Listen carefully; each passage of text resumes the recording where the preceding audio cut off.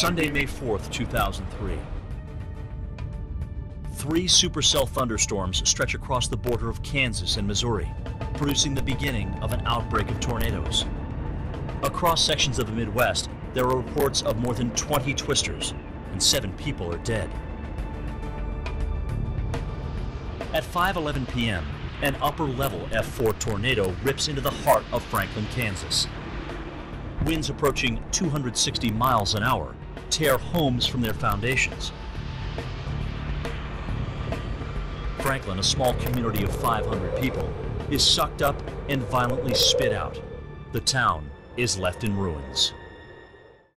I'm Shannon Cecil, and this is my 21st year of teaching at Liberal Elementary School. I requested to be on the committee for our bond issue because of my personal experience with tornadoes and their destruction. On Sunday, May 4th of 2003, I was working in my classroom after Nancy Tahan's retirement reception when the tornado passed through on the north side of Liberal. After a very difficult drive home, my husband gave me the devastating news that my mom had died in the tornado near Franklin. If she had a tornado shelter, she could be here today and she wouldn't have missed watching her granddaughter grow up. I'm passionate about this bond issue because the financial investment for our community will keep our children, parents, and community members safe in the event of extreme weather for many years to come.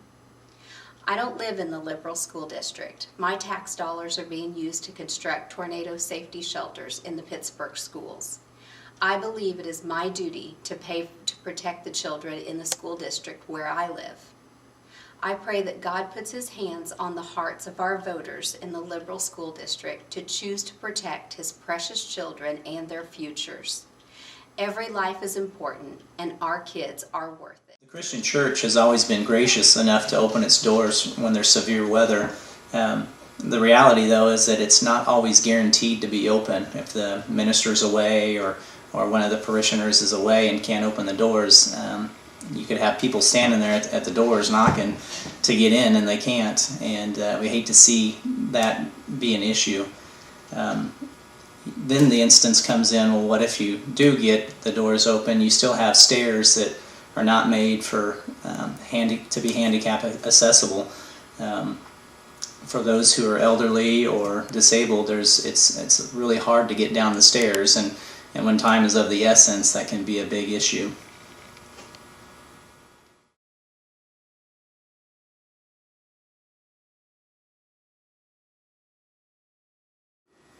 You know, there's a lot of, I've heard the comments about it just being about a gym, and I can see that point, but the thing is if you're going to build something, you want to maximize it in the best way possible, and so if that means using it as a gym or using it to open up for the fall festival for a quilt sale, then I think it needs to be utilized however is best. And you know, you can just build 4 walls and a ceiling and have a structure, but wouldn't you want to maximize it for the community?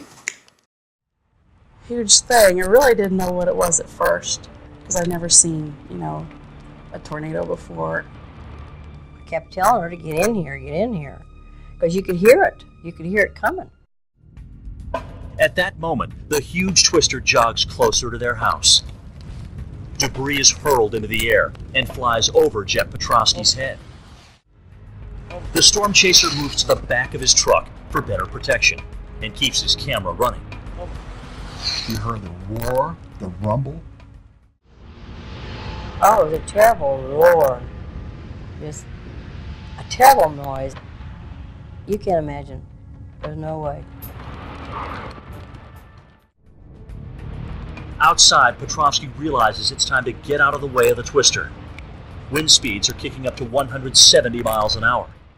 We need a storm shelter for our community. It will benefit not only our children, but everyone in the area. I am a survivor of the May 2003 Liberal tornado. We had a storm room in the basement that we were in, and I currently live in town with a basement but no storm shelter. All the debris from our house was in the basement. Even though I have a basement today, I'm not comfortable without a storm shelter. There was nothing left of my home.